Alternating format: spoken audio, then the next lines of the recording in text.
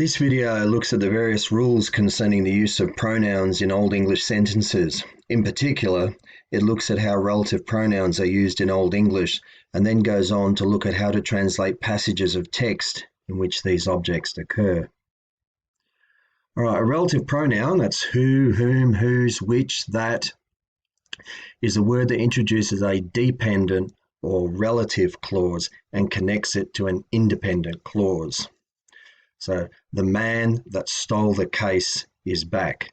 Now the relative pronoun is bold and it introduces the dependent clause or relative clause and relates it back to or connects it back to the independent clause. Now the independent clause would just be, in this particular sentence, it is the man is back. That's a sentence which can stand on its own. It doesn't need anything else. But the clause within it can't act as a separate sentence. That stole the case is incomplete. It's not clear what is being meant, and it refers to something. So that clause there, underlined, the dependent or relative clause, can't stand on its own as a sentence. So it's called the dependent or relative clause. Whereas the sentence that's made up of the four words, the man is back, is an entire sentence within itself. It can stand alone. It doesn't need anything else. Whereas that stole a case is the dependent on some other information. It's not a complete sentence in itself, whereas the man is back is a complete sentence in itself. So the relative pronoun will introduce the relative clause or the dependent clause, and it's marked in bold. And throughout this video, the dependent clause or the relative clause will be underlined. Right, another example is my new dog, which I bought last year, loves crunchy biscuits. Again, my new dog loves crunchy biscuits is a complete sentence on its own. It's the independent clause. It can stand as a sentence on its own. Whereas which I bought last year is not quite complete. It needs some other information to make it complete. The woman who bought her car found a gold ring under the seat. Well, again, the woman found a gold ring under the seat is a complete sentence, so it's the independent clause, whereas who bought her car is not quite complete. Our lawyer, whom we employed for over a year, was related to the complainant. The young boy whose dog damaged our sofa has offered to replace the cushions. Now, the dependent or relative clause doesn't necessarily have to come in the middle and interrupt the independent clause. It can appear on the end, and we'll see many examples of both. All right, so in Old English, the relative pronoun is often, but not always, made using the particle the. Now, the stands in for the modern English words who and which. And interestingly, it does not have case, gender, or number. It is called the indeclinable particle, indeclinable. No case, no gender or number. Now be careful not to confuse it with the word they. Notice long E here, which means you or thee. The way to remember this, they, is thee, as from Middle English, if you like. They. Now the relative pronoun in Old English can take one of three forms. The particle the appears on its own, is one way. Another way is in combination with a definite article, such as say, or that, thar, and there together. Or the third option is using just the definite article on its own. That's just using these on its own. So the relative pronoun in Old English takes one of those three forms. All right, so let's have a look at number one. Form number one, the particle the, who, which, appears on its own. Say where the riende, the man who is ploughing. Is ploughing, present participle. Say where the riende, the man who is ploughing. Var bekom he to West Saxon, var west tha ut haden. Then he went to Wessex, then went he to West Saxon, Wessex. Var west tha ut haden, which was then still heathen. So it wasn't converted to Christianity at that time. And there in this case is which, whereas the there here was who. All right, and the relative clause or dependent clause again is underlined here. Then he went to Wessex is a complete sentence, if you like, on its own, whereas which was then still heathen is not quite complete. It's missing something. It's referring to some other information not there. So this is the dependent or relative clause. Ich ysech tha angelus the eower yumdon. I saw the angels who took care of you. The who? Eower, you, yumdon, took care of. Who you took care of. Interesting, isn't it? Yeah, just the order in which it appears in. But there you go. Ich hit am therewith the sapareka. It is I who speak with you, who with you speak. It is I. Okay, so ich hit am therewith the sapareka. Is theis sateda unyalich suida tham althorum ham the ar kudon. Now this place is very unlike the other home which we knew before. Is theis sateda unyalich suida tham althorum ham the ar kudon. And in this case, there is which. You have to interpret it in each case which is appropriate. Is it who or which? It depends on the context you're reading it in. All right, now the second case was the definite article. So what happens now is we have a combination of the definite article and the, and together they will make the relative pronoun and they will introduce the relative clause. So say Ellen Gast, say the thustarum bad. The powerful spirit, the masculine powerful spirit, Ellen Gast, Seither, who, thustarum, bad, waited in the darkness. Waited, lingered in the darkness. Phaelus sona minus yamortus, seother mech nearwath, weef wunden loka. Now the woman with braided hair, she who nears me, nearwath, nears, me, soon feels my presence. Soon, sona, faileth, feels my yamortus presence. All right, so interesting, very ordered. In modern English, the order is reversed. So, weef wunden locker, the woman with braided hair, soon feels my presence. Faileth sona minus yamortus, soon feels my presence. And even within there, that's feels soon my, genitive, my presence, yamortus. Herjes farthida richten thonathe erdieth on Zion. Sion. In modern English, it will be Zion. Praise therefore the Lord. Praise therefore the Lord. Who that, thonathe, who that erdieth, lives in Zion. And in Old English, that we pronounce Sion. Whereas in modern English, Zion. Sihon. All right. That is seo fachta and say feon the shipper.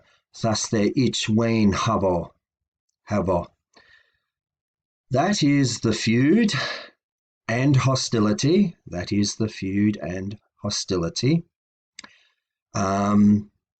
Of which thas is in the genitive, so supply an of in the translation. The genitive rule applies here. Thas is the genitive definite article. And so when you do the translation, you put the word of in there to make sense in modern English. Thas there each wane havo. All right. Of which I hold an expectation. Hold, havo, expectation, wane. All right. Next bit here. Hey livede mid tham godde tham the hey ar theowode. He lived with that God, to whom, again tham is in the genitive, so supply a to, tham there, to whom he earlier given service. So the relative or indirect clause, or dependent clause, sorry, not indirect, dependent clause, the relative clause, independent clause, is tham the he ar theowoda. So to whom he had earlier given service. Ar is before, earlier. Theowoda is service. So he earlier given service. All right. Livode lived, mid with, tham goda, that God, to whom he had earlier given service.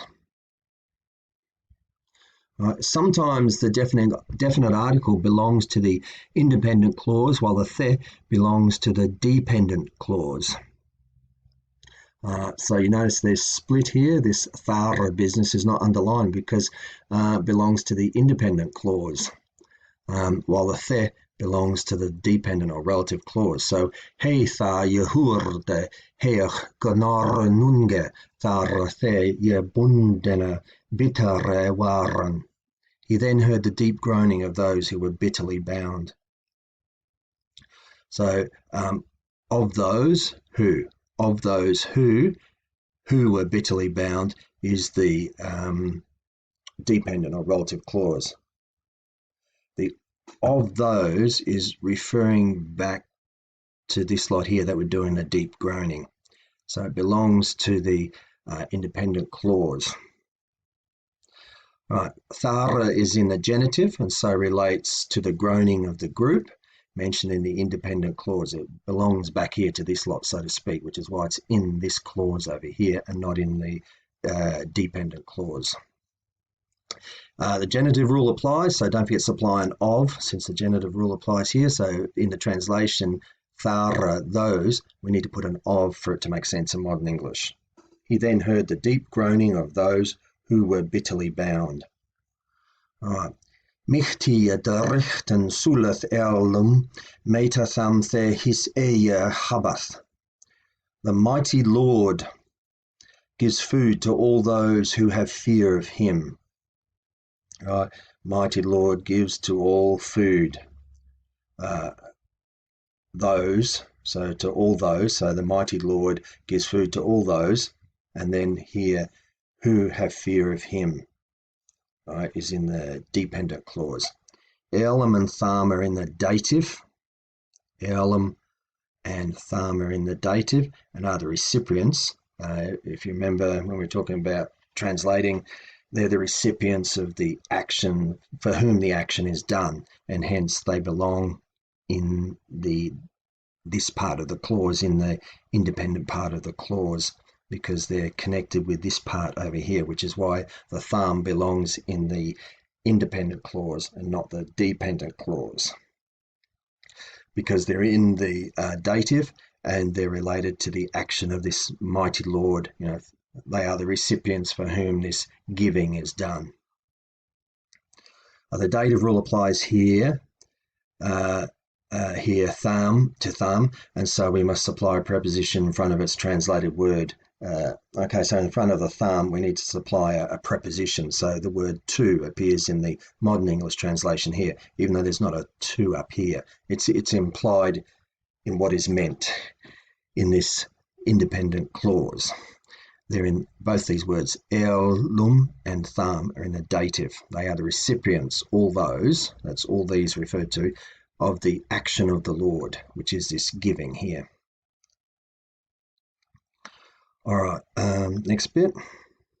Now, the third possibility was using the definite article only to introduce, as they're acting as a relative pronoun. So, say herpera, thasnama was arvius, havda anwif. So the independent clause would be say herpera, havda anwif. So the harper had a wife. That would stand as an independent separate sentence in its own right. It's the independent clause. The dependent or relative clause is this bit in here, which is thasnama was arveus, not e. The harper, whose name was Orpheus, had a wife, whereas in Old English it's not Orpheus, it is Arveus. So excuse my pronunciation sometimes when I'm jumping between Old English and modern English. So the dependent or relative clause is whose name was Orpheus. Okay, thasnama was Arveus. arveos, sorry. Se monderuchten se eo thamatmas yef, the Lord of men, se monderuchten, who gave yef you eo thamatmas, the treasures. All right. So say is acting as the relative pronoun here. The Lord of men can stand as a sentence in its own right. So it's the independent clause. The dependent part here is this extra bit of information. Say eo thamatmas yef, who gave you the treasures. Thona is sum ealond on thambeat men akenda thara eachan shinath. Perhaps there should be a long I, but shinath anyway. Shinath. I think there should be a long I there. My apologies. Shinath. There is a certain island, Thona is sum ealond, on which men are born whose eyes shine. So you have two independent clauses here. On thambeath men akenda, on which men are born. Can't stand on its own, it's not quite complete. Thara eachan shinath. Again, that should be a long I. Whose eyes shine. Thara, whose, tham, which. Okay, so they're the definite articles used in the form of relative pronouns. Dana I, thara ea, seo is irnenda of Northdala. Northdala. Now the River Don, Dana I, thara ea, the River Don, which, seo acting as the relative pronoun, which flows from the north. So Irnenda flows off from the north way, north bit, north part. Northdala. All right. Dana is thara ea seo is Irnenda of Northdala. The River Don, which flows from the north. All right, sometimes, should be S on the end there, sorry. Sometimes the relative pronoun can belong to both the independent and dependent clauses. So to show that, I'm going to have the independent clause in bold and the dependent or relative clause underlined. So notice how the bold bits here overlap. All right. So the relative pronoun belongs, which in this case is made up of the definite article plus the indeclinable particle there, but they're going to belong to both. They make grammatical sense if they belong to both, so to speak, clauses. Harech bithona seothe aragaladuas. Sorrowful is then she who before glad was. So sorrowful is then she, which she is then sorrowful, which acts as an independent sentence in its own right. Hence, sorrowful she is, or then she is sorrowful. Can stand. She is sorrowful can stand on its own legs, so to speak. It's an independent clause. But she who before was glad, who before was glad. Well, who was glad before? She who before was glad. But in terms of she who before was glad isn't quite a full sentence in its own right. So it's the dependent or relative clause. But you can see that this whole thing is acting, the she here at least, is part of both. She who is sorrowful, I should say she who is sorrowful is a complete sentence in its own right. And so it can be formed an independent clause, an independent sentence in its own right. So it's all part of the independent clause. But she who before glad was also makes sense in the relative clause. I hope I made myself clear there. I hope people can see in interpreting that what is meant there. So seoth there, the relative pronoun, belongs to both the independent clause and the dependent clause. And the underline on the eth here shouldn't be there. It's just an accident. I missed that in the proofreading. Sorry about that. Shouldn't be there. Doesn't need to be. It's not part of the relative or independent clause. My apologies. But can I just run through this again? She who is sorrowful is a sentence in its own right. So that's how you interpret. Harech bithona seother. She who is sorrowful. Makes sense in its own right. But over here, she who before glad was, or she who was glad before, or was before glad, is the relative clause. It doesn't quite stand on its own two legs. And finally, beld bith seither on burayeth boca caraftis. Now, bold is he who tastes the power of books. He who is bold makes sense as an independent clause. It can stand as a sentence in its own right. He who is bold, that makes sense, bold, no problems there. So that's an independent clause. But he who is also in the relative or dependent clause. He who tastes the power of books. Not quite a sentence on its own. Getting close though, but not quite a sentence on its own. He who tastes the power of books. All right, so we can see here that in this third case here, the relative pronoun, or this part of the third situation, can also function in the relative pronoun can belong to both the independent and dependent clauses. So just in the interpretation, you have to bear that in mind. Okay, that's it.